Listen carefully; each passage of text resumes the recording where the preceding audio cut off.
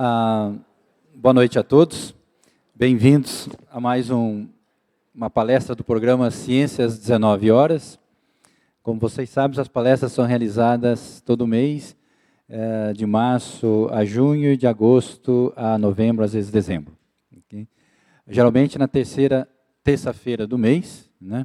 Mas hoje, excepcionalmente, nós estamos fazendo numa sexta-feira. Okay? Essa é a última palestra do ano, né? E, como vocês sabem, nós gravamos estas palestras e elas ficam disponíveis tanto na biblioteca do IFISC, o CD, como eletronicamente no nosso site, que é o www.ifisc, Instituto de Física de São Carlos, .usp.br/ciência19H. Ou então você digita Ciência 19 horas no Google e ele te leva direto à nossa página, e lá você encontra a programação das palestras, as que vão ser realizadas, assim, e também as que foram realizadas. O programa existe há mais ou menos 12 anos, nós temos mais de 100 palestras gravadas e disponibilizadas lá no site. Okay?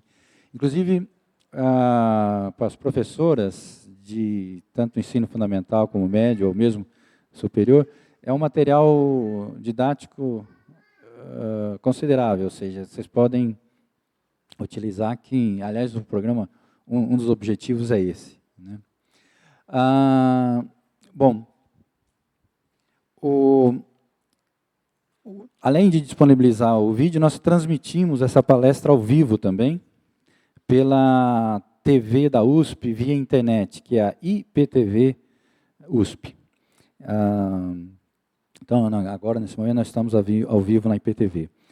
E ele também é transmitido pelo canal 10 da NET, TV a cabo, NET, local aqui de São Carlos. Mas não ao vivo, mas sim retransmitidas depois, conforme a demanda do público.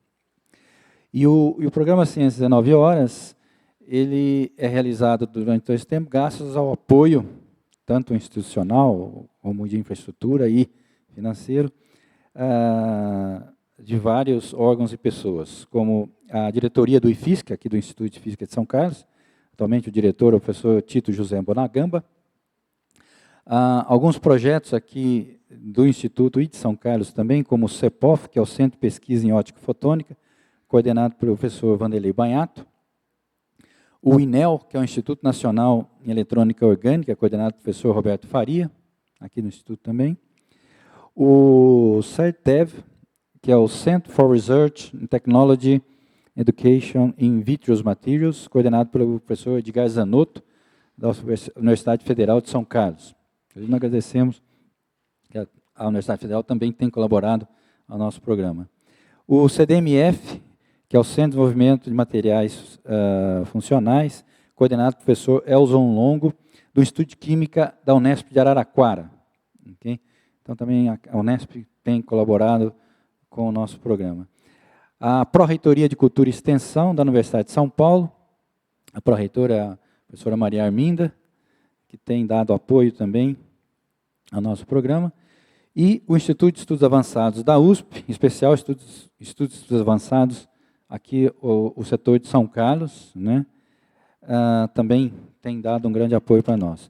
Além disso, na divulgação, nós temos a colaboração do Projeto Contribuinte da Cultura, né, coordenado por Fátima Camargo, a Rádio Universitário, a FM 102.1 MHz, aliás, ele estava aqui ainda há pouco, que faz as entrevistas, e a IPTV, que é a transmissora da Globo aqui em São Carlos. Bom, e para apresentar a palestrante de hoje à noite, eu gostaria de convidar a professora Eliane para fazer a apresentação. Obrigada, Luiz. Bom, boa noite a todos, sejam todos bem-vindos para essa palestra. Muito me honra estar aqui para apresentar a professora doutora Elisa Arumi. Eu acredito que no final da palestra vocês vão entender por que eu admiro muito o trabalho dela. Né? Ela me pediu até para não fazer uma apresentação muito longa. Ela falou assim, meu presente vai ser essencial. Né? Mas é uma pessoa que é muito eclética, né? Além de pesquisadora, é surfista profissional, inclusive no Havaí. Amadora, ela diz que é amadora, mas ela já surfou no Havaí, inclusive. Ela é atleta, né, faixa preta em Aikido também, 5º grau, né, e pesquisadora do Instituto do Cérebro, lá no Hospital Israelita Albert Einstein, em São Paulo, e também é fellow do Mind and Life Institute, lá em Boston. Né. Eu não vou falar muito, não, Elisa. Né? Ela é uma pessoa bem centrada, focada, e vocês vão poder acompanhar as pesquisas que ela realiza, trabalha muito com a neurociências, e principalmente os estudos que ela desenvolve no Instituto do Cérebro são relacionados à neurociência e à neurofisiologia funcional. Né? Então, Elisa, por favor.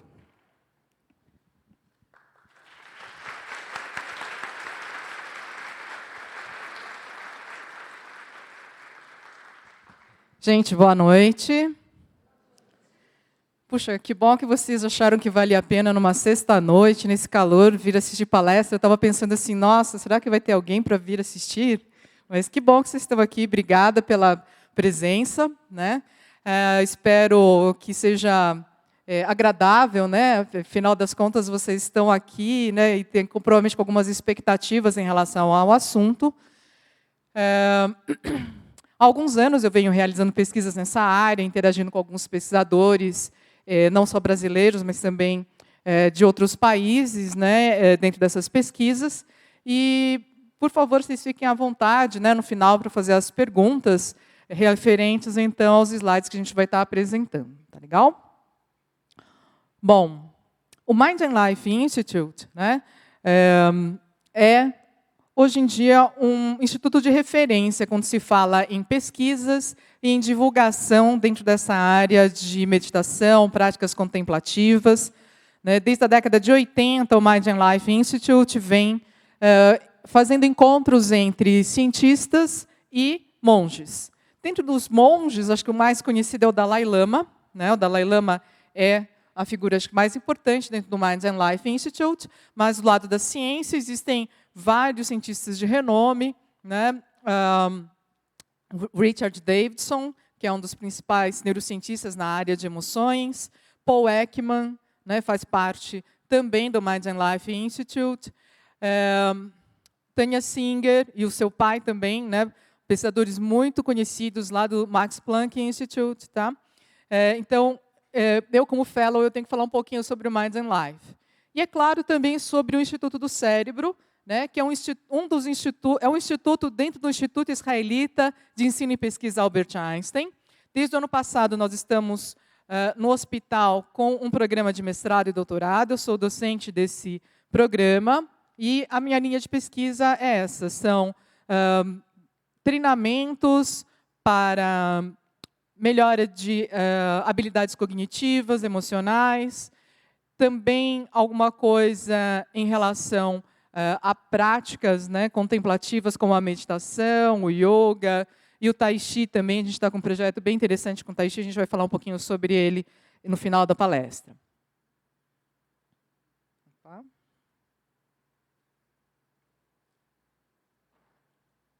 Aqui.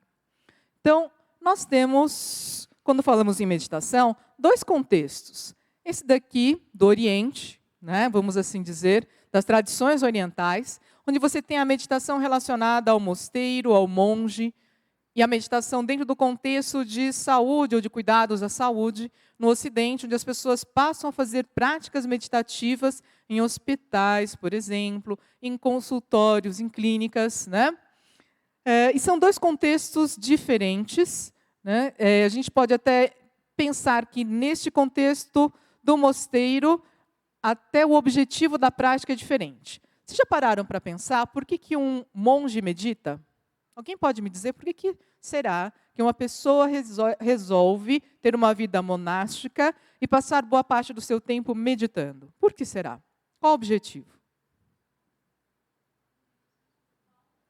Uma evolução espiritual. O que mais? Autoconhecimento, né? Então, vamos dizer assim, que os objetivos são mais amplos ou maiores, talvez, né, do que dentro deste contexto de cuidados à saúde. Nesse contexto, quando uma pessoa vai meditar, talvez o seu médico tenha dito o seguinte: olha, o senhor está hipertenso. E uma das coisas que ajuda a regular a sua hipertensão é a prática de meditação. Então, a pessoa vai praticar meditação para ajudar a regular a pressão arterial, ok? Dentro deste contexto aqui, na área de saúde. Ou ainda, olha, o seu diagnóstico é depressão maior. Existem programas de terapia cognitiva com meditação, que são recomendados, inclusive, pelo NHS, que é o SUS em inglês, né? E poderia ser, então, uma possibilidade de tratamento para o seu caso, ok? Então, neste caso aqui, você tem uma especificidade, talvez até um utilitarismo em relação à meditação, enquanto que aqui você tem uma busca espiritual, um autoconhecimento. A origem destas práticas nesse contexto, a origem é esta aqui, ok? Tá? Então, à medida que ocidentais começaram a praticar meditação, começaram a perceber que essas práticas poderiam ser benéficas no contexto da saúde, da educação. Hoje em dia existem escolas onde é ensinado meditação, desde crianças pequenas até adolescentes. Existem empresas onde se estimula que a pessoa pratique meditação. Alguém sabe me dizer uma empresa onde se estimula a prática de meditação? Eu vou dizer uma delas, a Google, né? Inclusive, eu estive recentemente dando uma palestra no Google em São Paulo, né? Porque eles têm, inclusive, um programa de meditação, tá? Que é administrado lá para os funcionários, ok? Muito bem. Quando a gente fala em meditação e ciência, né, existem alguns estudos pioneiros publicados em revistas de alto impacto. Recentemente, eu fiquei até bastante emocionada, porque o Keith Wallace, né, que publicou em 1970 na Science os efeitos fisiológicos da meditação transcendental, ele está como um dos revisores de um dos projetos que eu estou mandando para uma fundação, né? E aí, quando eu vi que estava o nome dele, eu falei assim, nossa, né, entre aspas, o bisavô das pesquisas em meditação, né, está avaliando um projeto, né, que eu estou encabeçando. Eu fiquei muito, né, tocada, assim, os pareceres têm sido bem positivos. Tá? Mas, então, olha só, já em 1970, os efeitos fisiológicos da meditação transcendental, né, foram publicados nesta revista. Tá? Por quê? Porque pela primeira vez ele mostrou, né, que era possível alterar batimento cardíaco, ritmo respiratório e até o padrão de ondas cerebrais em apenas 3 meses de prática de meditação transcendental. Meditação transcendental é aquela prática de meditação que ficou muito conhecida nos anos 70, né, 60 e 70, porque os Beatles praticavam meditação transcendental. Né? O Maharishi Mahesh, que é o professor hindu, trouxe essa técnica para o Ocidente, né, e essa técnica ficou muito conhecida, né, principalmente porque os Beatles começaram a praticar. E muitos estudantes universitários, enfim, começaram a fazer práticas e começaram, então, a se interessar por pesquisar os seus efeitos. Um outro estudo muito importante, publicado pelo Herbert Benson, né, em 1974, foi publicado na Lancet. Quem é da área clínica sabe da importância dessa revista. E por que ele conseguiu publicar um estudo sobre meditação na Lancet? Porque ele mostrou, né, que pela primeira vez era possível reduzir a hipertensão em pacientes hipertensos, tá, tratados com medicamentos. Se eles praticavam também a meditação, eles conseguiam até reduzir a dose necessária de medicamentos, tá claro? O Herbert Benson, na época, ele era um cardiologista da Universidade de Harvard, ok? Essa é a revista Time, uma edição do ano passado, né? Só para vocês terem uma ideia do interesse do público em geral em relação a práticas meditativas. Tá? The Mindful Revolution, a revolução da consciência plena, da atenção plena. Né? Mindfulness é um termo utilizado para um dos programas de meditação de maior sucesso, mais conhecidos nos Estados Unidos e na Europa, principalmente. Esse é um livro, né, do Daniel Goleman, também para o público em geral. Né? Daniel Goleman, vocês se lembram deste nome? Não é estranho, não? Esse nome ficou muito famoso nos anos 90, principalmente, porque ele foi o autor de um best-seller conhecido como Inteligência Emocional. Exatamente. Tá? Então, o Daniel Goleman foi a pessoa o jornalista que popularizou o termo inteligência emocional. Tá? E no ano passado ele lançou este livro, O Foco, tá? Em que ele fala um pouquinho sobre a nossa distração, né, do mundo moderno. E como seria importante a gente desenvolver a habilidade de focar, né, de manter uma atenção mais sustentada nas nossas atividades. Aliás, o Daniel Goleman esteve na semana passada, agora em São Paulo, né? Dando inclusive uma palestra no HSM e também uma palestra para a Associação Tiber House, que está iniciando agora. O Daniel Goleman, nesse livro, Foco, ele fala um pouquinho sobre a questão das crianças e os aparelhos. Ora, quem é pai, mãe, avô, já deve ter ficado um pouco preocupado de ver aquela criança tão entretida num jogo, num aparelho, não é? Às vezes vocês não ficam na dúvida se é a hora de tirar o joguinho, o iPad da mão, ou se será que eu deixo mais um pouco, não é? E realmente é uma preocupação que o Goleman traz nesse livro. Por quê? Porque se uma criança ficar muito tempo ligada nos joguinhos, nos videozinhos, etc., ela vai deixar de interagir com as pessoas. E, pelo menos do ponto de vista emocional, para a pessoa conseguir aprender um pouco mais sobre as emoções, entender as emoções suas e das outras pessoas, ela precisa do quê? Ela precisa interagir com outras pessoas. Tá? Não que seja ruim usar joguinhos, mas tem que ter um controle, né? Uma supervisão, ok? Dos pais. As apresentações, por sua vez, também estão ficando mais curtas. Tá? Eu me lembro quando eu estava fazendo faculdade, né? A minha formação é em biologia na USP, lá em São Paulo, no Instituto de Biociências. Nós tínhamos aulas de 4 horas teóricas, o professor falando, apresentando slides, slide mesmo, retroprojetor nas transparências, né? E, ok, né? A gente ficava ali, prestava atenção, e hoje em dia eu percebo que existe uma grande dificuldade dos alunos de conseguir ficar olhando para a aula, olhando para o slide, olhando para o professor, né? E resistir a abrir o WhatsApp, por exemplo, né? E outras coisas, outras formas de comunicação, né? Olhar o Facebook, ou quem está querendo entrar no Tinder e assim por diante, né? Bom, enfim, tá? E o que acontece? As apresentações estão ficando cada vez mais curtas. Né? Eu estou tendo uma experiência bem interessante, porque depois de vários anos eu voltei a estudar. Estou fazendo uma pós-graduação agora, numa área totalmente nova, né, para mim, que é a administração de empresas na Fundação Getúlio Vargas. E eu tenho percebido como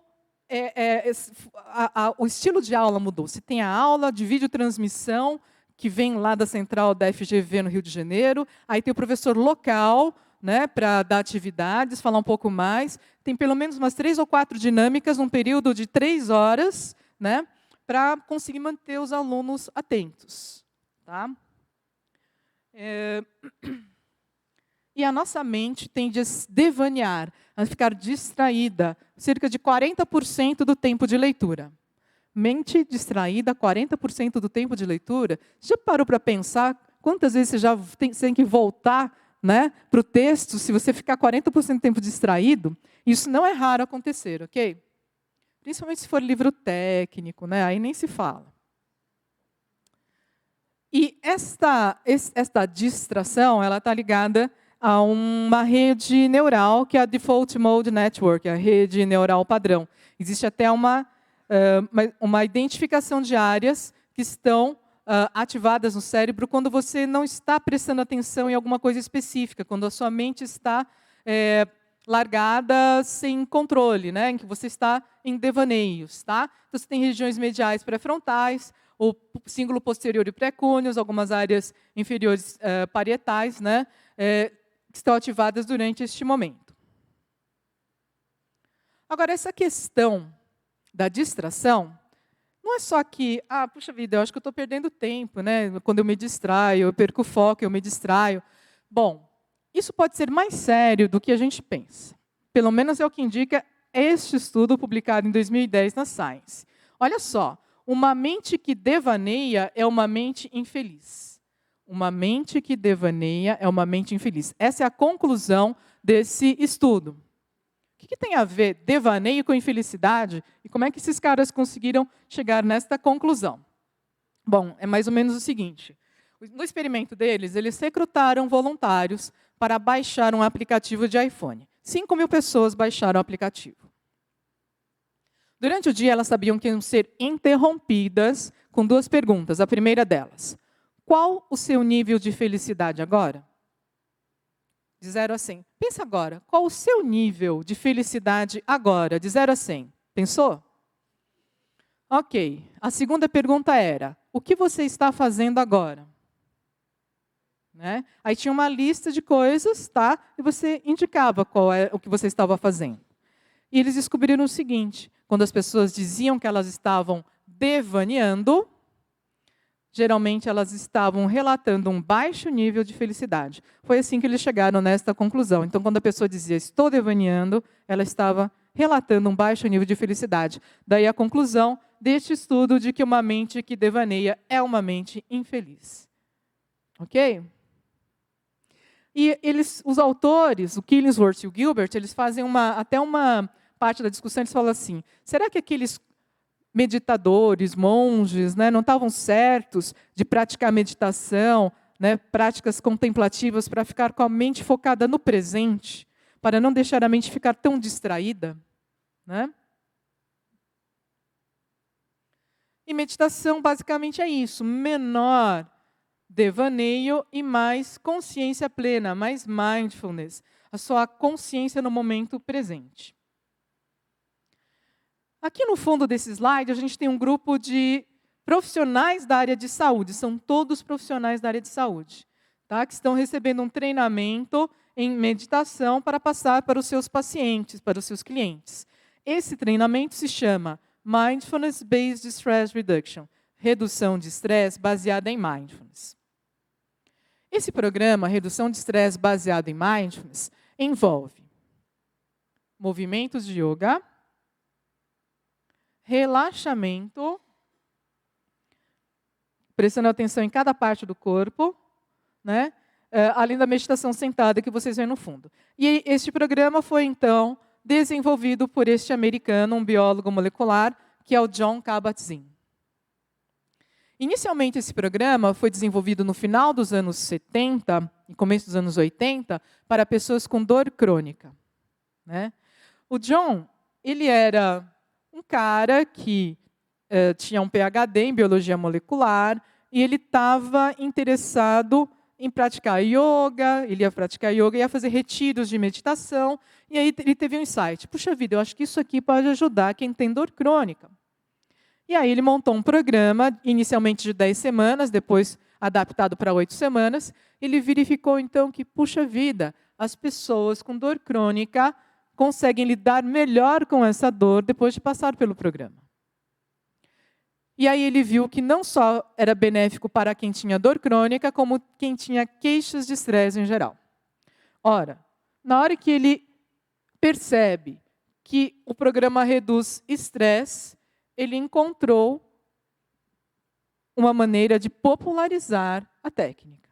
Ora, se eu perguntar para vocês agora, nos últimos tempos, quem tem se sentido estressado? Perceberam? Ok? Né? Se o programa reduz estresse, né, é isso que ele se propõe, né, então, basicamente, todo mundo, né, vai querer se interessar por este programa. Um outro programa mais recente, cujo objetivo está mais voltado para o equilíbrio emocional, ao cultivo do equilíbrio emocional, foi criado esse programa pelo Paul Ekman. Paul Ekman é o maior especialista em expressões faciais. Né? Toda a carreira dele, ele se dedicou para estudar emoções e a expressão das emoções. Ele foi considerado um dos 20 maiores psicólogos do século XX, tá? Por ter desvendado cada músculo envolvido com cada uma das emoções. Ok? O trabalho do Ekman até hoje é referência. E ele recebeu, durante os últimos 40 anos, né, diversos apoios financeiros, inclusive do Departamento de Defesa dos Estados Unidos. Qual a relação entre emoção e departamento de defesa? Alguém pode pensar nisso? Conseguir o quê? Reconhecer se as emoções que alguém está expressando são verdadeiras ou não. Em outras palavras, é verdade ou é mentira, não é isso? Tanto que ele inspirou uma série de TV chamada Lie to Me, Minta para mim. Vocês já viram essa série na Fox? Lie to Me, né? E o Alan Wallace é um dos principais tradutores sobre textos de meditação, né?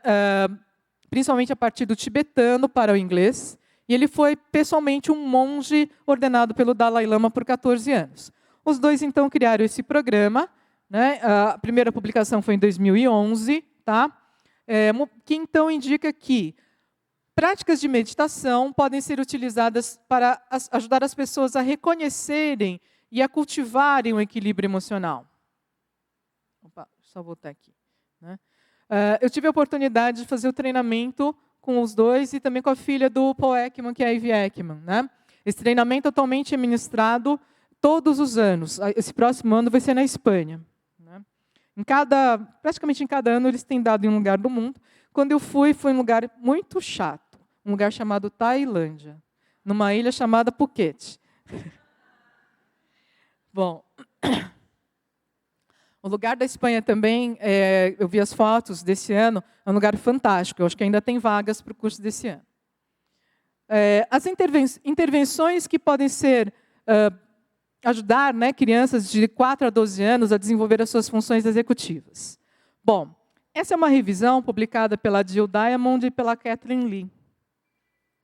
De acordo com esta revisão, existem treinamentos computadorizados, como da empresa Cogmed, que ajuda as crianças a desenvolver as funções executivas. O que são as funções executivas do cérebro? Aquelas relacionadas à atenção, memória, tomada de decisões, controle de impulsos. Ora, basicamente não é isso que você gostaria que seu filho desenvolvesse? A habilidade de ficar atento, de regular suas emoções, seus impulsos, melhorar a memória, tomar decisões mais acertadas, né? Então, essas são as funções executivas. Então, existem programas de computador, treinamentos não computadorizados, exercícios aeróbicos são bons. Né? Aliás, exercício aeróbico é bom no sentido geral para a cognição. Né? Inclusive, é um dos elementos que vamos dizer assim, que protege contra a demência. Não que previne, porque não tem nada que possa prevenir definitivamente. Mas para proteção estão aí os exercícios aeróbicos. Artes marciais, quando ensinadas no modo tradicional, também. Tá? Arte marcial ensinada no modo tradicional não é MMA, ok? Nada tenho contra MMA, eu gosto de assistir, né? Mas não é arte marcial ensinada no modo tradicional. Como é, então, arte marcial ensinada no modo tradicional? Quando o professor prioriza disciplina, coloca regras e ensina que regras são importantes de serem seguidas, né? Que quando desenvolve o respeito entre os alunos e com o professor, isso é arte marcial na sua forma tradicional. Mais ou menos como o Sr. Miyagi ensinando para o Karate Kid, ok? Todo mundo já assistiu Karate Kid, certo? Então, daquela forma, é ensinado arte marcial na forma tradicional. Yoga, para crianças, mindfulness adaptado para crianças e o currículo escolar Montessori. Né? Infelizmente, existem muito poucas escolas montessorianas hoje no Brasil. Mas por quê? Porque você não pode ter muitos alunos, não é isso? Numa sala montessoriana acaba saindo um pouco caro. Né? Imagino que seja esse o principal problema, de terem poucas escolas montessorianas, mas elas ajudam as crianças a desenvolver funções executivas. Ok? Esse é um estudo que publicamos em 2012, na Current Pain and Headache Reports. É uma revisão sobre os efeitos de intervenções baseadas em meditação para o tratamento de fibromialgia. Né? Então, a revisão ela conclui que existem algumas práticas que podem ser interessantes para o paciente com fibromialgia realizar, né, como programas de meditação mindfulness, alguns programas baseados em Tai Chi, que ajudam, então, o paciente a reduzir a percepção de dor, né, e a lidar melhor com essa dor. nós ficamos muito felizes porque depois de uns 4 meses da publicação, recebemos um e-mail da Academia Americana para o Manejo da Dor, dizendo que o nosso artigo tinha sido selecionado dentre centenas pela academia e que eles estavam indicando esse artigo para os médicos e para os pacientes com fibromialgia. Por quê? Porque traz uma possibilidade de empoderamento do paciente, né, dele poder fazer algo e não ficar só dependendo de medicação. Ok? Anti-inflamatório e analgésico você não pode começar a tomar hoje até o resto da sua vida, correto? Esse é um estudo que foi finalista do Prêmio Saúde, um programa de meditação de meditação da compaixão e yoga, reduz o estresse em cuidadores familiares de pacientes com Alzheimer. Então, presta atenção. Este estudo não foi para os pacientes, ok? Foi para quem? Cuidadores familiares. Ué, o que tem a ver o cuidador? Ele precisa de cuidado? A resposta é sim, gente. A partir do momento que o indivíduo se torna o principal cuidador de um paciente com Alzheimer, existem alguns estudos indicando que o risco de morte está aumentando. Tá? O risco de morte aumenta, porque o nível de estresse é gigante. Ok? Então, e a própria Organização Mundial de Saúde está muito preocupada. Por quê? Porque existem vários casos em que o cuidador está morrendo antes do paciente. O que se fazer nesses casos? Não? Bem, e por que a gente pensou num programa de yoga e meditação da compaixão? O yoga porque o cuidador do paciente com Alzheimer, ele tem que desenvolver uma melhor postura. Vocês concordam comigo? Um paciente com Alzheimer nas suas fases terminais, ele é praticamente um bebê gigante, né? É muito difícil você movimentar esse indivíduo, tá? Então, é fundamental, né, que este indivíduo desenvolva habilidades posturais de consciência corporal. Daí vem o Hatha Yoga, né, dentro desse programa. E a meditação da compaixão, que é uma prática de meditação onde eu vou primeiro buscar ter compaixão primeiro por mim mesmo, né? E depois pelas outras pessoas, inclusive pela pessoa que eu estou cuidando. Isso por quê? Porque se você é o cuidador principal de um paciente com Alzheimer, é muito provável que você chegue a odiar o seu paciente. Por mais que seja sua mãe, seu esposo, sua esposa, ok? Porque a sua vida realmente fica muito limitada, né, nas suas atividades diárias. Ok? Isso fica mesclado por um sentimento de culpa, com o estresse que você não aguenta mais, né? Então, a meditação da compaixão entra nesse sentido. Bom, e aí? Mas deu certo isso? Creio que sim. O grupo que foi o grupo controle, foi um grupo que ficou sem intervenção durante o período de 2 meses, né? Eles estavam na fase de resistência, quase exaustão e exaustão. E eles se mantiveram dentro dessa faixa por não terem recebido a intervenção. Esse é o grupo controle sem intervenção. O grupo Yoga e Meditação da Compaixão, dos 25 indivíduos que estavam entre fase de resistência, quase exaustão e exaustão, 17 não relatavam mais estresse. 17. E eles continuavam sendo cuidadores? Sim. Aí nós fomos atrás de um marcador biológico para tentar confirmar esse dado, o cortisol. Então, o cortisol é o principal hormônio relacionado ao estresse, correto? O grupo controle, antes e depois de 2 meses, ele não teve uma diferença significante, né, do nível de cortisol. O grupo Yoga e Meditação da Compaixão, de 823, caiu para 424 o nível de cortisol. Caiu praticamente pela metade. Esse é o cortisol da manhã, a média de 2 dias. Tá? E, claro, ficamos muito felizes. Esse programa de meditação estava num DVD, ele foi disponibilizado para a Associação Brasileira de Alzheimer, que nos ajudou em todo o processo aqui, né, do doutorado do Dano Kalov, para conseguir os voluntários.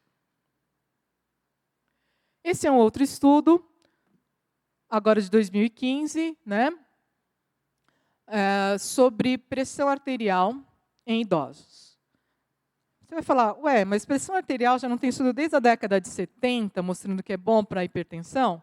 É verdade, né? A pergunta desse estudo, ela foi bem específica.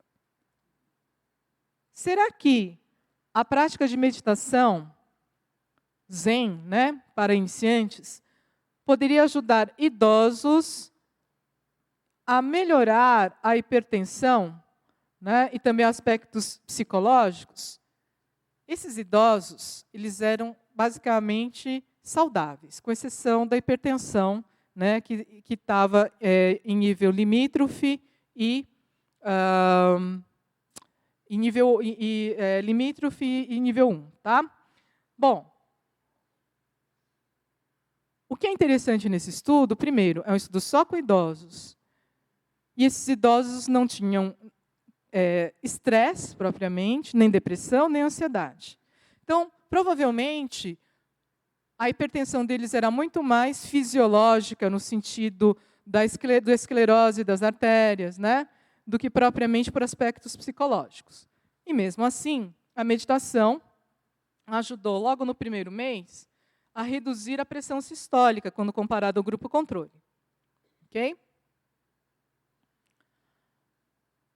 Esse estudo também é bem interessante. Por quê? Porque eles não eram aqueles hipertensos descontrolados, né? A hipertensão também deles não era muito elevada, porque quanto mais elevada, é mais fácil também de você ver efeitos, né? Era uma faixa que a gente ficou até em dúvida. Será que vamos conseguir ver diferença de hipertensão? E vimos no primeiro mês.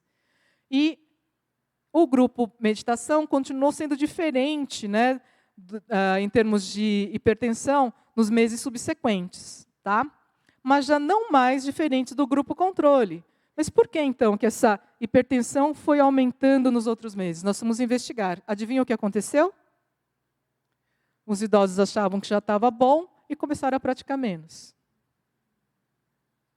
Em outras palavras, lição desse estudo, você quer manter os efeitos, você precisa continuar praticando. É que nem exercício físico, ok?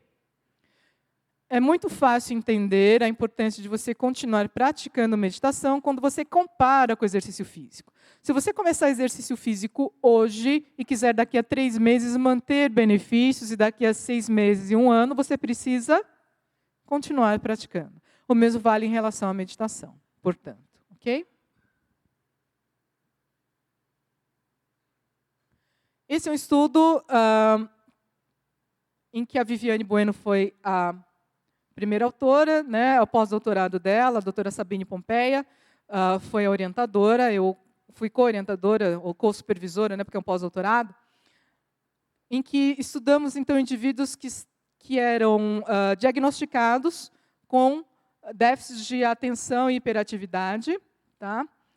E eles conseguiram, então, após 2 meses de treinamento de meditação mindfulness, um programa de meditação mindfulness que tinha sido adaptado pela Zilowska, que é uma pesquisadora do exterior, tá? Para esses adultos, basicamente é um programa de meditação em que os períodos de meditação são mais curtos para atenderem a indivíduos com déficit de atenção.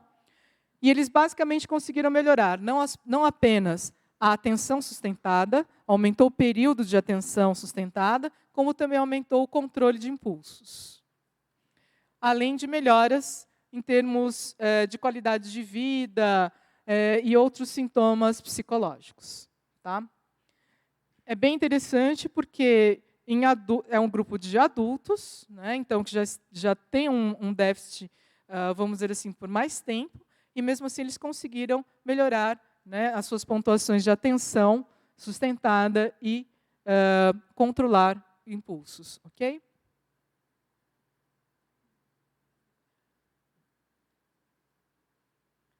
Esse é um estudo publicado esse ano, na Mindfulness. Ele teve a colaboração do Alan Wallace, né? Os efeitos de um retiro de meditação, de 9 dias. De retiro de prática de shamatha. Shamatha são práticas do budismo para aquietar a mente. Okay? Então, 9 dias. Durante 9 dias, a gente teve, então, os participantes desse estudo, né, em retiro. E aí nós quisemos ver se havia diferenças entre quem tinha menos de 1 ano de prática e quem tinha mais de 1 ano de prática. Né? Será que é a mesma coisa fazer um retiro para quem tem pouco treinamento e para quem tem mais treinamento? O que vocês acham? Se vocês tiverem que adivinhar, vocês acham que o benefício é maior para quem tem os benefícios de um retiro de meditação de 9 dias? São maiores para quem já tem uma prática de meditação ou para quem tem pouca prática? Pouca prática, mais prática? Bom, de uma maneira geral, todos têm benefícios em aspectos de melhora de estresse, tensão, ansiedade, atenção, percepção, autocompaixão, né? Consciência e atenção. Tá? Então, tanto indivíduos com menos de 1 ano de prática como de mais de 1 ano de prática, eles têm melhoras na maior parte dessas avaliações. Mas quem tem mais tempo de prática, melhora mais a percepção e melhora mais a sua consciência e atenção do que quem tem pouco tempo de prática. Resumindo a história, fazer um retiro de meditação é legal? É legal. Né? No sentido geral, as pessoas costumam ter melhoras nesses aspectos de percepção, consciência, autocompaixão, atenção. Tá? Mas se você já tem mais tempo de prática, você consegue ter mais benefícios. E por que será? Nós tínhamos, participaram do estudo 26 mais 18, 44 sujeitos. Tá? Esse retiro foi realizado no sul do país, né, em Viamão. Ok? Na verdade, a gente foi sem muitas pretensões, porque era só um estudo com questionários, etc. Né? Mas, no final, nós vimos que tínhamos um dado muito interessante. Por quê? Número 1, tem poucos estudos com retiros de meditação. Número 2, comparando praticantes com diferentes tempos de prática. Né? E aí nós acabamos emplacando, né, naquela que é, hoje em dia, uma das melhores revistas dentro dessa área específica. Ok? Que é a Mindfulness.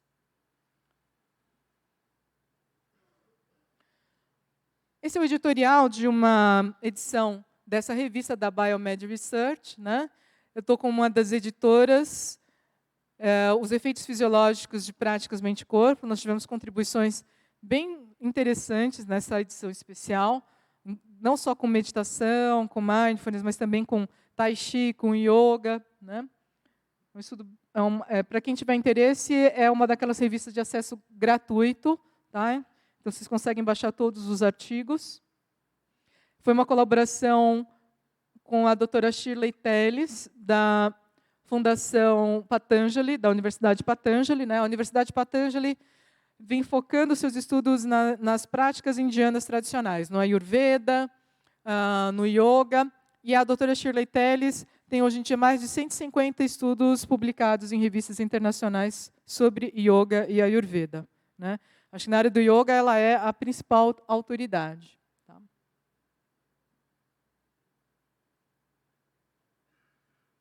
Falando de cérebro, esse é um estudo clássico, vamos assim dizer, publicado em 2005 pela Sara Lazar. Tem até um TED, né? Daquelas palestras, um dos TED Talks, se vocês quiserem entrar, procurem lá, Sara Lazar, TED. Né?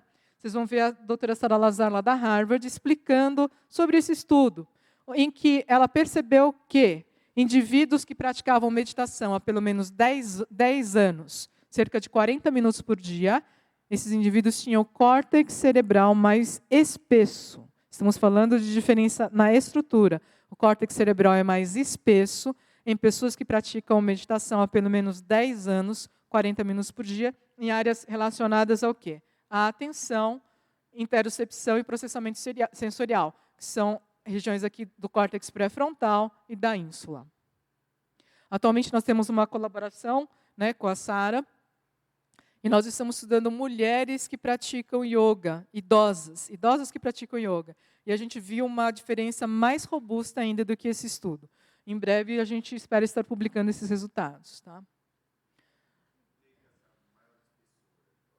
Maior espessura do córtex, a priori, tá, não seriam mais neurônios, né, porque nessas áreas em especial não se espera que se tenha brotamento de neurônios, mas é muito provável que sejam mais sinapses. Tá? O que se tem de pistas a respeito disso é que devem ser mais sinapses. Okay? Mais conexões entre os neurônios, que devem deixar essas áreas corticais mais espessas. Esse é o estudo, nosso primeiro estudo, né, lá pelo Einstein. O treinamento em meditação aumenta a eficiência do cérebro numa tarefa de atenção.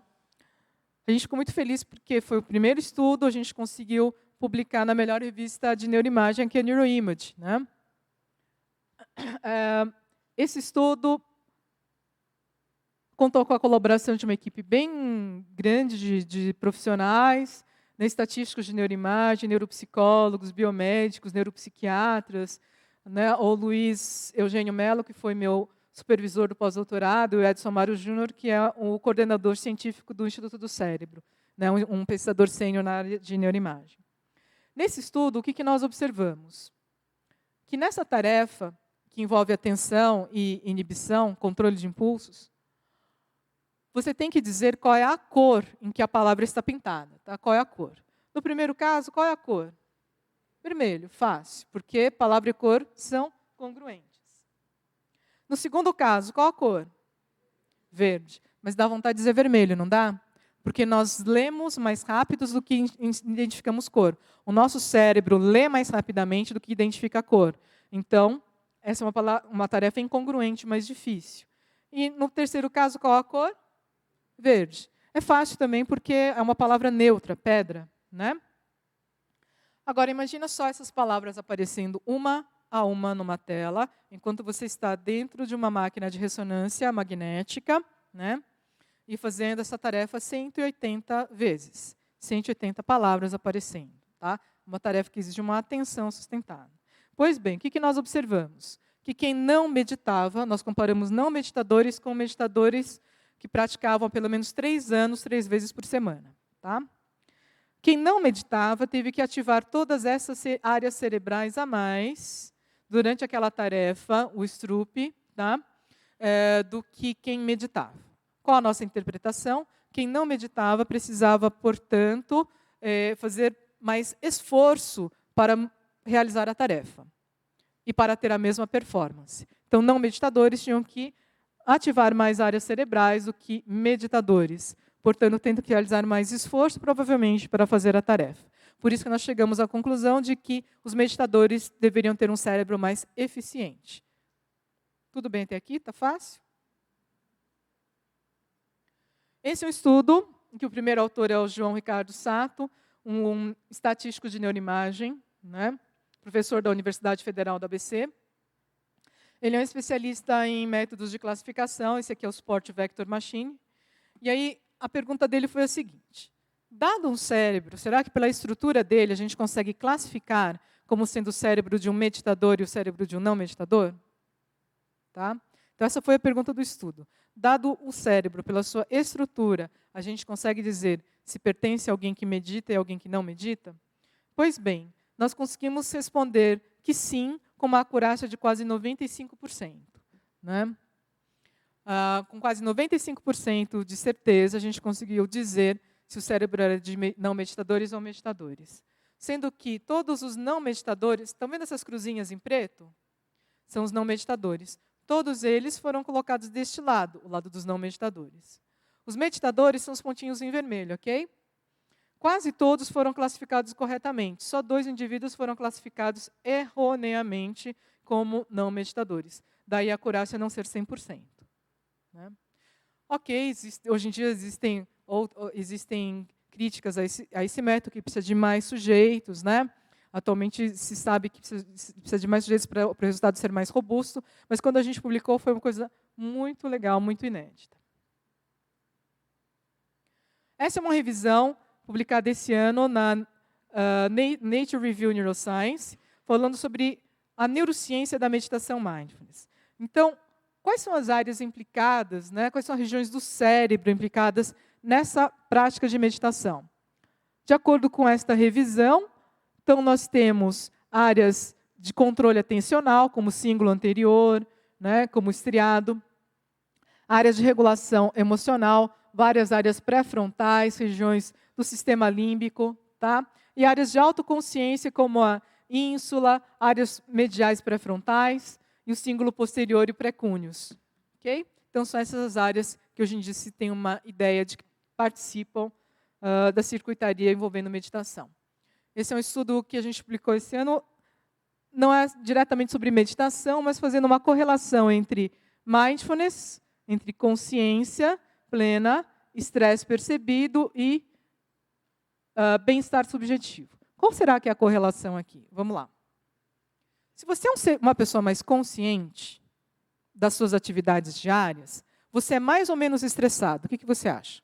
Se você é mais consciente das suas tarefas diárias, das atividades diárias, das percepções das coisas que estão acontecendo, na sua devida medida, você é uma pessoa mais estressada ou menos estressada? Menos estressada. E realmente é essa a correlação que a gente teve. Quanto maior o nível de mindfulness, de consciência para as atividades diárias, você é menos estressado. Você não apenas é menos estressado, como você tem um bem-estar subjetivo maior. Então, mindfulness está ligado a menos estresse e mais bem-estar subjetivo. Essa é a correlação encontrada nesse estudo da Ana Athanais. Tá? O professor Demardos é o orientador desse estudo. Muito interessante, foi um estudo com profissionais da atenção primária à saúde. Tá? Um outro tópico que está se tornando relevante dentro dessa área é toda a questão da empatia e da compaixão. Hoje em dia, né, esse tópico de empatia e compaixão tem se tornado cada vez mais um tema quente. Por quê? Porque as relações humanas estão ficando meio distantes. Às vezes você está numa mesa de restaurante com o seu namorado ou com seus amigos e você começa a conversar pelo WhatsApp, não é? E o pior, às vezes começa a falar pelo WhatsApp com o seu namorado que está na sua frente. Né? Então, imagina isso numa sala de aula, relação professor-aluno, amigos. Imagina isso num hospital, não é isso? Enfermeiro com o paciente, médico com o enfermeiro, médico com os pacientes, né? Psicólogo, né? Enfim, profissionais da saúde em geral. Então, esse tema de empatia e compaixão tem se tornado cada vez mais um tema quente. Bom, empatia e compaixão, tem diferença? Tem. Não existe assim, um consenso geral sobre essas definições, mas basicamente é o seguinte. Na empatia, eu percebo o sofrimento do outro e eu sofro pelo sofrimento alheio. Eu consigo empatizar, me identificar com o sofrimento do outro. Existem casos, vários, de profissionais da saúde que sofrem de fadiga por empatia. Já ouviram falar disso? Tá? Fadiga por empatia. O profissional de saúde é tão empático que ele entra em fadiga de ver o sofrimento alheio no dia a dia. E o que seria a compaixão?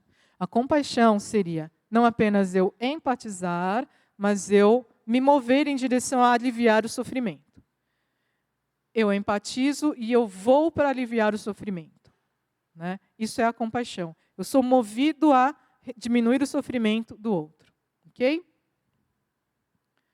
Muito bem. Existem estudos indicando que eu posso entrar em fadiga por empatia, mas se eu conseguir me mover para agir compassivamente, eu não entro em fadiga. Aliás, para quem é da área de saúde, uma das coisas mais recompensadoras é quando você consegue ajudar alguém em sofrimento, não é isso? Você se alimenta desta possibilidade de ajudar alguém que está em sofrimento, quando você realmente consegue exercer a sua compaixão. Okay? Falando em compaixão, a gente tem aqui um dos grandes especialistas nessa área de empatia, compaixão e altruísmo, que é o monge Mathieu Ricard, um biólogo molecular, né, que teve o seu doutorado no Instituto Pasteur, com o prêmio Nobel, né, e depois resolveu se tornar um monge. E mudou-se para o Nepal. Ele pela sua formação enquanto pesquisador, ele tem ajudado muitos outros pesquisadores desta área, como Antoine Lutz, como Richard Davidson, né, a delinearem estudos e paradigmas em ressonância funcional pela sua própria experiência, não só como meditador, mas como pesquisador também. O Mathieu atualmente tem feito colaborações muito importantes com o Max Planck. E, a partir de estudos em que ele colaborou, né, está se começando a observar que é diferente a circuitaria cerebral de compaixão da circuitaria de empatia. Então, a gente tem aqui áreas envolvidas com empatia, circuitaria de empatia. Em vermelho, as áreas de compaixão. Vocês percebem que são diferentes? E como foi que eles chegaram nisso? O Mathieu tinha sido convidado pela Tânia Singer, do Max Planck, para começar a fazer uns pilotos de estudos de empatia. Tá? Então, durante o momento em que o Mathieu Ricard estava na máquina de ressonância, estavam sendo expostos vídeos de crianças em sofrimento. E tinha sido pedido para que ele empatizasse com o sofrimento das crianças. Empatizasse. Chegou um momento em que ele falou lá pelo microfone, escuta, será que eu posso mudar de empatia para compaixão? Né? Nossa, eu estou me sentindo devastado de ver essas crianças em sofrimento e ficar empatizando com o sofrimento delas. Será que eu posso treinar compaixão? Aí a pesquisadora falou, não, tudo bem, faz aí a compaixão. E como a máquina de ressonância deles era de real time, ela pegou e falou assim, opa, peraí, o que você está fazendo? Mudou completamente a circuitaria. Né? Aí ele falou, eu disse para você, vou praticar compaixão. Daí que eles começaram a perceber que deveria ser uma outra circuitaria. E aí eles começaram a elaborar um programa de treinamento em compaixão, em que realmente se mostravam as figuras e pedisse que as pessoas empatizassem, e depois entrava uma parte de treinamento em compaixão. Muito bem. 94 mulheres foram treinadas. E aí eles perceberam que, após o treinamento, a ativação cerebral dessas mulheres que tinham passado pelo treinamento era muito similar à do expert, que era o Mathieu, nas diferentes áreas cerebrais. Está nessa área mais medial, né, no putamen, nessa região do tronco encefálico, tá, tegmentar, no pallidum, ok? Então, a ativação do expert estava muito parecida com a das pessoas que passaram pelo treinamento em compaixão. Mudando um pouquinho de tema, então, a gente tem alguns estudos atualmente dentro desses tópicos no hospital Albert Einstein. Então, a gente tem o treinamento em meditação dos sons tibetanos, é um treinamento em colaboração com o Dr. Lorenzo Cohen, do MD Anderson Cancer Center, em que estamos avaliando os efeitos de uma meditação para mulheres com déficits cognitivos resultantes da quimioterapia, que é chamado de Chemobrain. Né? O MD Anderson Cancer Center ele já tem alguns artigos preliminares mostrando que a atenção e a memória dessas mulheres melhora depois do treinamento em meditação, e a gente está estudando agora a circuitaria cerebral envolvida. Esse é um projeto Florescer, em colaboração com a Natura Inovação, em que estamos desenvolvendo, e a Associação Palas Atena, estamos desenvolvendo um programa de bem-estar para mulheres que trabalham. E por que mulheres? Porque a gente sabe que mulheres, elas geralmente têm uma rotina que não fica só no trabalho. Né? Vai para casa cuidando dos filhos. Então, o nível de estresse das mulheres costuma ser mais elevado. Então, é um programa que vai no sentido de ajudar essas mulheres, né, a lidar melhor não só com o estresse, mas a melhorar o bem-estar. É um programa de bem-estar. É um estudo que envolve imagens cerebrais, que envolve testes psicológicos, neuropsicológicos. A gente já tem dados parciais apresentados em congresso, e até o final do ano devemos mandar uns 3 artigos para publicação. Esse é o estudo com idosas, que eu comentei com vocês, que praticam yoga. Né? Nós estamos com uns resultados bem interessantes com relação à espessura cortical dessas idosas.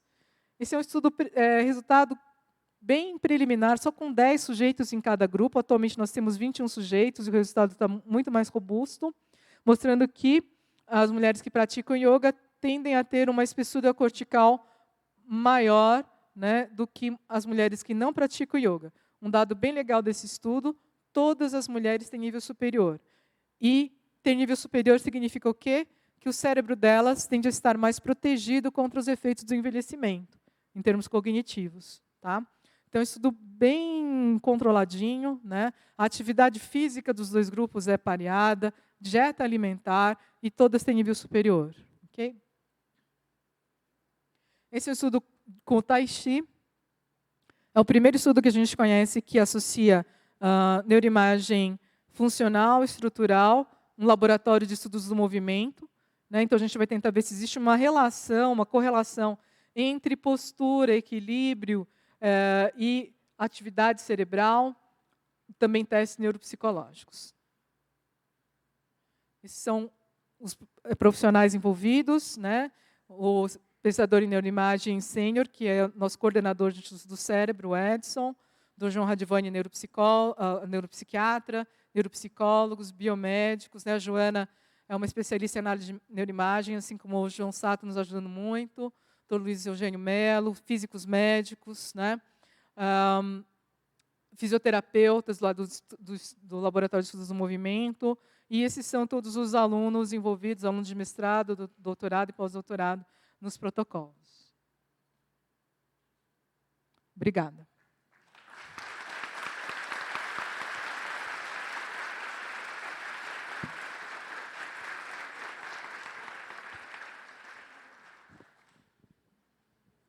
Ok. Bom, agora a gente abre a sessão de perguntas, comentários. Quem quiser fazer, levanta. Minha pergunta é, você falou que empatia e compaixão tem uma diferença, que a empatia é você sentir sofrimento por conta do sofrimento do outro, e a compaixão é você se mover para diminuir esse sofrimento do outro. Você sentir e se mover, se sentir movido para remover o sofrimento. Ah, tá. Mas pode ser só na sua cabeça, você não precisa conseguir ajudar outra pessoa. Às vezes não é possível, né? Se você estiver vendo um vídeo, por exemplo, de crianças sofrendo, você pode desejar que essas crianças se livrem do sofrimento. Né? Então, quando você está só tentando sentir o sofrimento junto com ela, você está exercendo a empatia. Quando você está pensando em diminuir isso, em ajudar, aí... E entra a compaixão. E, o Mathieu faz tem o livro dele, A Revolução do Altruísmo, né? Em que ele coloca mais um aspecto ainda, que é o altruísmo. O altruísmo é quando realmente você põe em ação. Tá? Em ação e sem estar pensando num benefício próprio. Né? Então, aí entra o altruísmo. Okay? Eu gostaria de saber se todos esses estudos, tem algum estudo nessa parte de meditação que comprova que com a meditação há o efeito placebo ou algo desse tipo? Bom, com relação a efeito placebo, é algo que é muito difícil de você controlar em qualquer experimento com comportamento, né? Não só com meditação, porque é difícil você pensar em criar um placebo com meditação. A gente tem procurado trabalhar nessa área cada vez mais com grupos controles mais ativos, né? Mas é muito difícil você assegurar, isso é um placebo de meditação. Por exemplo, recentemente a gente está com um protocolo para iniciar em escolas, a gente começou a pensar o que seria um placebo, né, de meditação, ou um melhor controle. Então, teve desde ideias do tipo relaxamento, né? Mas, na verdade, o relaxamento é uma outra técnica, que não é a meditação. E é um componente da meditação. Alguém aqui pratica meditação?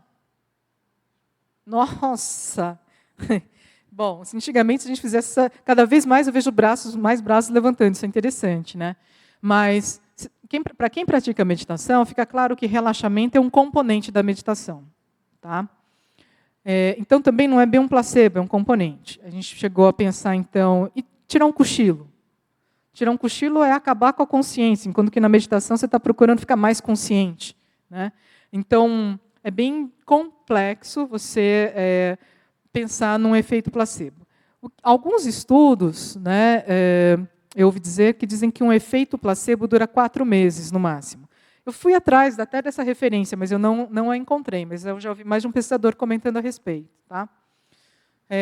Alguns estudos aqui a gente vê a mudança na estrutura cerebral. Né? Em outros casos, a queda da pressão arterial, e isso vai se mantendo, tá? Não só por 4 meses, tem estudos com follow-ups mais maiores. Tem até um estudo de cardiologia, publicado, não me lembro exatamente qual revista cardiológica, mas de grande renome, indicando que a meditação transcendental ela era capaz de reduzir o risco de morte em pacientes cardiovasculares. Né? Reduzir o risco de morte, isso é uma afirmação pesada. Tá? Então, assim, a gente descartar 100% do placebo é muito difícil em qualquer, mesmo em estudos na área de psicologia, né? Mas a gente tem evidências, pelas mudanças até fisiológicas e estruturais, de que isso deve ser algum efeito mais permanente. Tá? Eu queria voltar um pouco nesse processo de compaixão e empatia. Esse processo de compaixão e de... talvez seria uma visualização que acontece? Isso. Na prática da meditação da compaixão, no seu formato clássico, tá? Você começa com você mesmo, desejando que eu possa me livrar do sofrimento e das causas do sofrimento. Aí você passa para uma pessoa querida que você traz na sua mente e deseja que essa pessoa possa se livrar do sofrimento e das causas do sofrimento. Uma pessoa neutra, vamos assim chamar, que você não tem muita intimidade, você traz essa pessoa à mente e deseja que essa pessoa possa se livrar do sofrimento e das causas do sofrimento. Aí você vai para uma pessoa difícil, que eu brinco e chamo de o inimiguinho, né? E você vai desejar que o seu inimiguinho também possa se livrar do sofrimento e das causas do sofrimento. Você passa, então, para todos os seres. Tá? E todos possam se livrar do sofrimento e das causas do sofrimento. Então, o foco da prática é o desejo de que todos possam se livrar do sofrimento. O interessante dessa prática é que você vai reconhecendo que não é só você que quer se livrar do sofrimento, mas qualquer outra pessoa que você conseguir trazer à mente nessa prática também quer se livrar do sofrimento e das causas do sofrimento. Ok? O foco, então, é este desejo. Tá? E dentro desses estudos, tem alguma coisa que tem a percepção da frequência que entra cerebral? Como, por exemplo, que áreas que vão ser afetadas quando você entra numa frequência alfa ou teta, por estudos tem estudos com praticantes de muitos anos com meditação da compaixão do grupo do Richard Davidson, que é o Antoine Lutz, é o principal autor. Ele é um especialista em EG. Então, quando eles pegaram monges que tinham pelo menos 10.000 horas de treinamento, né, em meditação, e pediram para que eles praticassem meditação da compaixão, enquanto eles estavam, né, sendo o registro da atividade cerebral estava sendo registrado no eletroencefalograma, o que se observou foi uma predominância de ondas gama. Ondas gama são ondas de alta frequência. Difícil interpretar o significado de ondas gama, mesmo para quem é especialista em EG. Mas, basicamente, o Antoine interpreta como se eles estivessem mais conscientes do que na vigília, vamos assim dizer, né, durante a prática. Então, eles deviam estar muito empenhados nesse desejo de que todos os seres pudessem se livrar do sofrimento e das causas do sofrimento. E é muito curioso quando você observa esse estudo, né, publicado na Proceedings of National Academy of Science, na PNAS, uma revista de alto impacto, é que eles conseguem manter praticamente de forma ininterrupta esse padrão de ondas gama, como se eles conseguissem sustentar, né, sem lapsos de atenção. Ok? Oi. Bom, primeiro, obrigada pela palestra. E eu tenho uma dúvida. Assim, são duas, na verdade. Quando a gente fala em meditação... Que bom que você só tem 2 dúvidas. Eu tenho muitas Não, dúvidas. eu tenho muitas também, mas acho que mais gente tem. Quando a gente fala em... porque eu acho o processo de meditação muito difícil. Eu faço yoga faz 4 anos e todo dia que eu saio do yoga eu penso, será que eu consegui meditar? Porque eu acho muito difícil, né? Então, assim, como que a gente considera esses pacientes que estão fazendo a meditação, como que a gente tem, vocês, né, tem esse controle, esse feedback de que eles estão meditando, e você falou que tem um estudo que eles estavam meditando 3 vezes por semana. E todos consideram por 3 vezes por semana? Não. Ou, por exemplo, quem faz 2 vezes, junto com o yoga, também considera benefício? Nesse estudo que a gente selecionou pessoas que já praticavam há 3 anos, pelo menos 3 vezes por semana. Foi esse o critério naquele da Neuroimage. Tá? Mas, quando a gente vai fazer um protocolo de intervenção, Vocês não fazem ideia de que sofrimento que é para o pesquisador, quando foi uma pesquisa com intervenção. Né? Claro, deve ter os pesquisadores aqui que trabalham com isso. Mas, assim, desde o recrutamento, até fazer as pessoas se engajarem. Né? No caso dos estudos com meditação, muitas vezes são com áudios de meditação para iniciantes, para quem é iniciante. Tá? O que também já pode ser uma crítica, porque ouvir um áudio de meditação, ao pé da letra, não é meditar. Ok? Meditar é uma atividade autônoma. Né? A gente dá os CDs de áudio porque a gente sabe que é difícil para um iniciante conseguir fazer a prática, né, por si próprio. Mas a gente procura, nesses áudios, a gente tem a preocupação de deixar períodos de silêncio, para que a pessoa pratique. E aí, de vez em quando, vem a voz do instrutor para ajudar a trazê-lo de volta para a prática. É mais ou menos assim que funcionam esses áudios quando a gente usa nesses protocolos. Tá? Mas, sim, não é uma prática banal. É por isso mesmo que uma das grandes críticas que se faz hoje em dia é a banalização, né, de ensino de meditação. Você tem pessoas que não têm sequer a própria experiência pessoal e começam a ensinar meditação. Né? Como se a pessoa pode ensinar meditação se nem ela está meditando direito ainda? Né? Isso é uma crítica que vem principalmente daquele lado lá dos monges, daquelas pessoas que praticam com muita seriedade, né? Mas, por outro lado, também não precisa ser um monge para ensinar meditação, mas que você tenha uma prática séria, ok? Uma prática diária, de preferência, né? Vocês já ouviram o termo Mac Mindfulness? Mac Mindfulness é um termo que tem se propagado, né, para falar sobre o consumismo de meditação, a banalização da meditação. Né? Então, é muito importante que quem queira aprender a meditar, que procure um professor, que, em primeiro lugar, tenha a própria experiência, né, enquanto meditador. Tá? Então, acho que esse é o ponto principal. Agora, o importante é que, para que você tenha sucesso na sua prática, tem alguns componentes que o Alan Wallace, por exemplo, que é um dos meus professores, ele costuma dizer. Primeiro, você tem que aprender a relaxar. Aprende a relaxar muito bem, para depois você conseguir uma postura estável, se preocupar com estabilidade. Depois que você conseguir relaxar e ter estabilidade, aí sim, a sua mente está mais apta a meditar, a buscar uma clareza mental.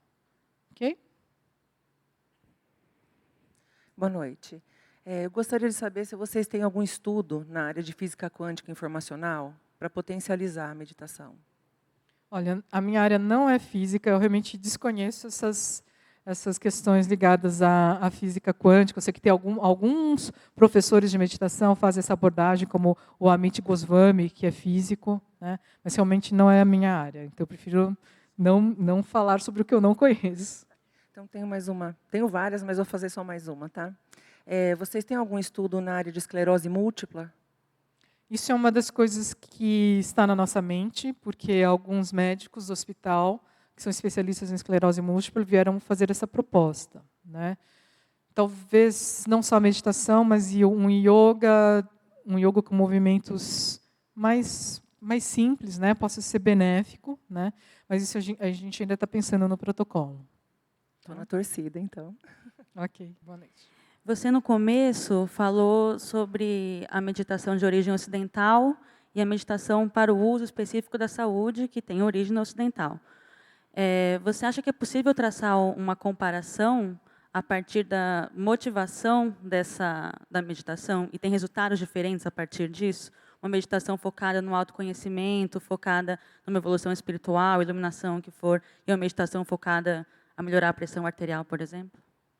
Então, a origem dessas práticas no Ocidente, no cuidado à saúde, como para a hipertensão, depressão, a origem vem lá dos mosteiros, né? A origem é essa. Tá? O que acontece, eu acho, num contexto desse de saúde, é uma urgência, uma motivação para tentar resolver um problema específico, que é uma doença, um distúrbio, ou seja lá o que for. Né? Tem até acho que é um livro de yoga que fala assim, como é que é? Comece a praticar yoga antes que você precise, né? Alguma coisa assim. Né? Isso seria o ideal, né? Praticar meditação antes de você precisar. Né? Quando a gente pensa lá no contexto original, né, mais tradicional, os monges eles buscam uma experiência iluminadora e que com essa experiência eles possam beneficiar, né, a todos os seres. É mais ou menos essa a intenção. Eu acho, inclusive, que eu já conheço vários casos de pessoas que começaram a praticar meditação no contexto da saúde, então, por um problema de estresse, principalmente, né? De repente, elas gostaram tanto e começaram a se dar tão bem que elas foram querer se aprofundar, buscar mais fundamentos filosóficos, e acabaram até indo para mosteiros para aprender a meditar, participar de retiros de meditação e coisas desse tipo. Então, acho que existe uma troca mútua nessa área, né? Quando eu falo em banalização, não é o fato de usar na área de saúde, mas para usar na área de saúde você tem que ter uma formação, você tem que estar preparado para fazer isso. Ok? Era isso a pergunta? Eu sou professora de yoga há 35 anos e medito nesse tempo todo. E sempre meditando, sentada, deitada e relaxando, né? Então, esse é um ponto importante que você colocou. A meditação é importante relaxar. Até o dia que eu fui meditar com monja Coen. E fiz a meditação caminhando da monja. E, a partir daí, eu senti assim, um desafio, né? Como será meditar correndo? Então, entrei para uma assessoria esportiva em São Paulo para me preparar fisicamente com treinadores e fiz a experiência. Então, foram anos, né? 2, 3 anos, correndo 5 quilômetros, ainda não é o ponto. 10 quilômetros, não é o ponto. Então, eu tinha o meu mental preparado para meditar e eu tinha que entrar na cadência do corpo. É mais ou menos isso. E aí eu descobri 10 quilômetros também é pouco. E aí eu fui percebendo que existe uma química, né, que está associada ao meu bem-estar correndo e o meu estado de relaxamento em movimento. É uma coisa muito louca. Então, descobri que o melhor são os 21 quilômetros. Então, comecei a 21K. 21K é o ponto que eu consigo borboletear. Assim, eu falava para os meus companheiros de corrida, dá licença que agora eu vou borboletear, porque eu entrava em estado de meditação, né? Então, assim, a partir dos 10 quilômetros, e a medida legal eram os 21 quilômetros. Então, estou te relatando isso porque eu queria fazer uma sugestão. Colocar para você, para o seu grupo de estudos, de repente, de fazer um estudo de meditação em movimento, né? Era isso. Na verdade, o yoga, né, além de preparar o corpo para a meditação, né, os movimentos, assim como o tai chi também. O tai chi, muitas pessoas falam que é uma meditação em movimento, assim como o aikido, né, que é uma arte marcial mais veloz, né, mas que, ao mesmo tempo, exige um foco de atenção, é a minha especialidade, né. Eu treino desde os 12 anos de idade, com 47 já faz um tempinho, né, que eu treino. Apesar de que esse ano eu não treinei muito, não consegui. Mas, enfim, eu vejo assim, a possibilidade de você fazer as coisas em movimento, né.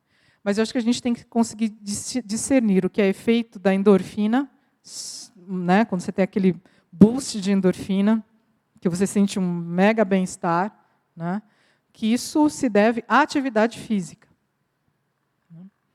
E, é claro, se você estiver focado, isso pode ajudar a sua mente a ficar mais centrada. Então, você mescla o bem-estar da atividade física com a prática meditativa em si.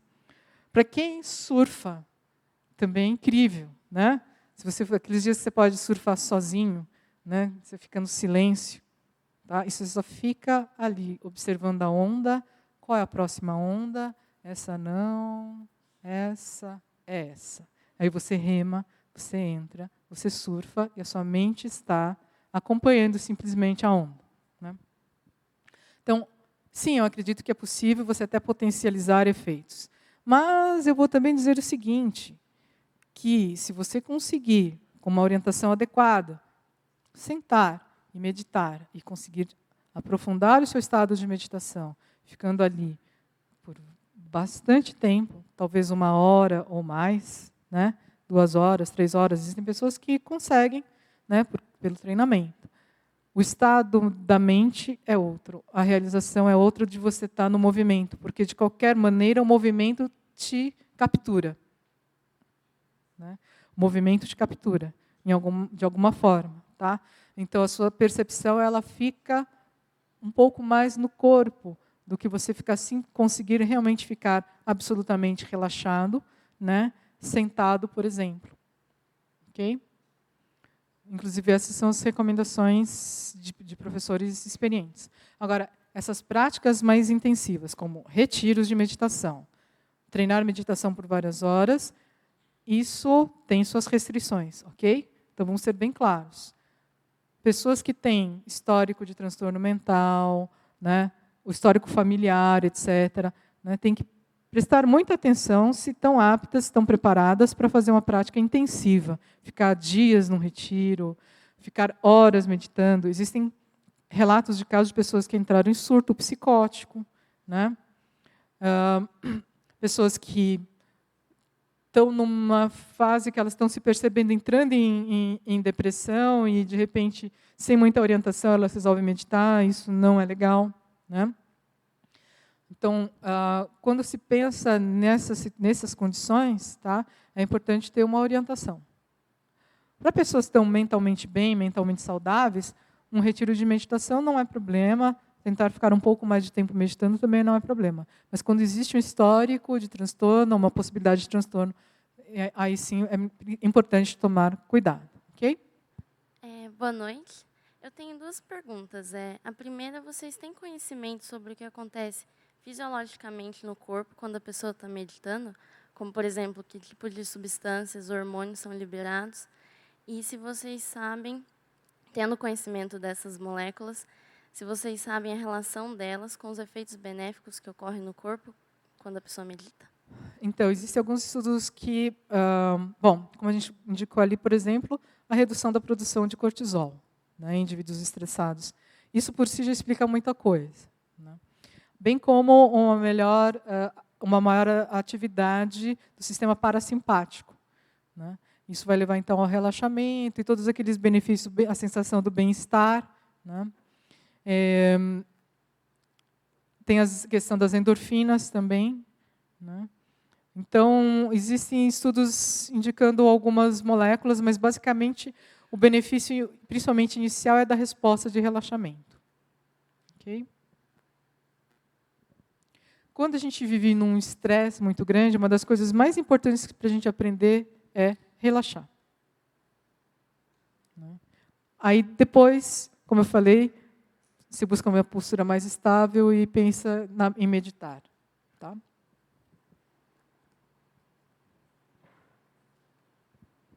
Oi, eu queria saber se você já tomou conhecimento de algum estudo ou pensou em fazer algum estudo a respeito da atividade da glândula pineal para quem tem já um histórico de bastante meditação e para quem ainda é iniciante, se tem alguma diferença também, especificamente na glândula pineal.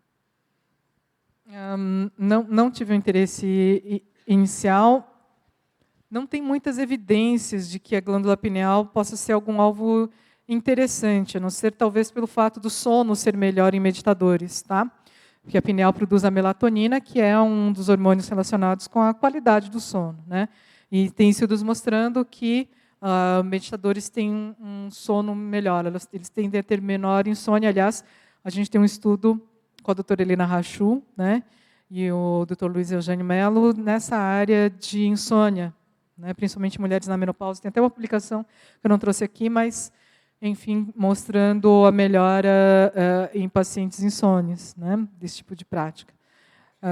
Ao contrário dos textos místicos, enfim, que a glândula pineal, né, tem uma função especial, tá?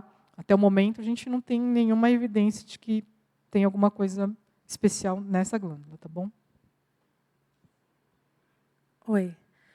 Eu queria saber se você tem algum estudo a respeito da relação entre a meditação e a enxaqueca.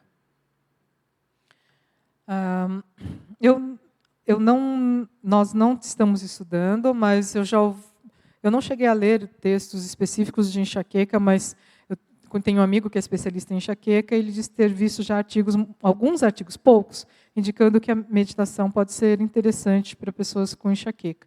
Principalmente se a enxaqueca é tensional. Precisa ver qual a causa da enxaqueca. Tá?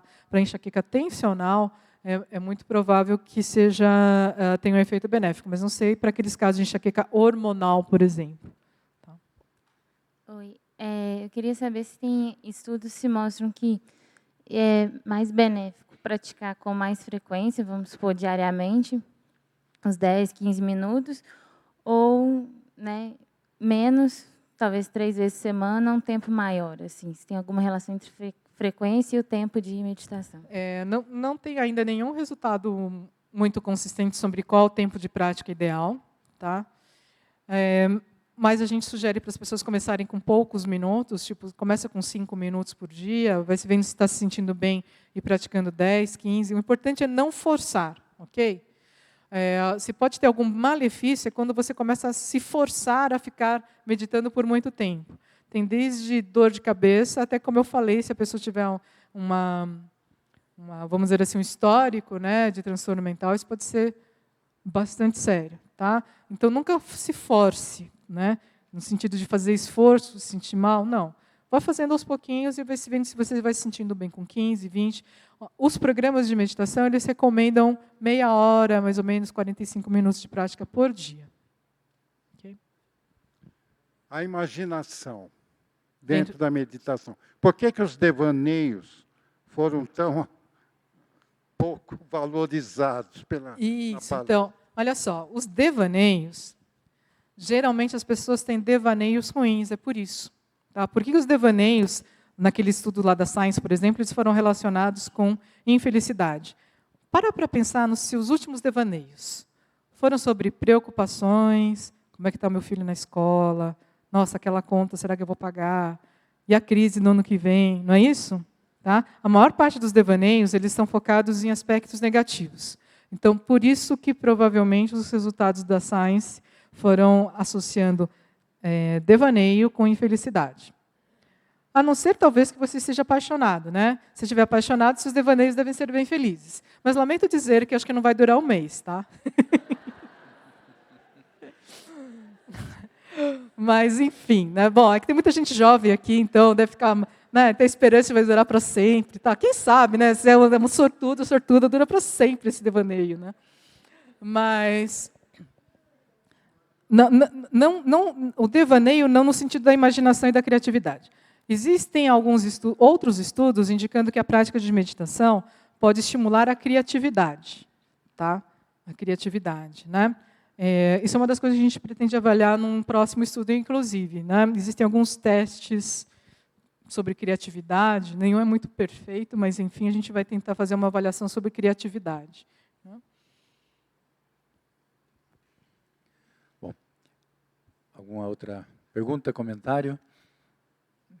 Se não, então vamos agradecer novamente à professora Elisa. Obrigada.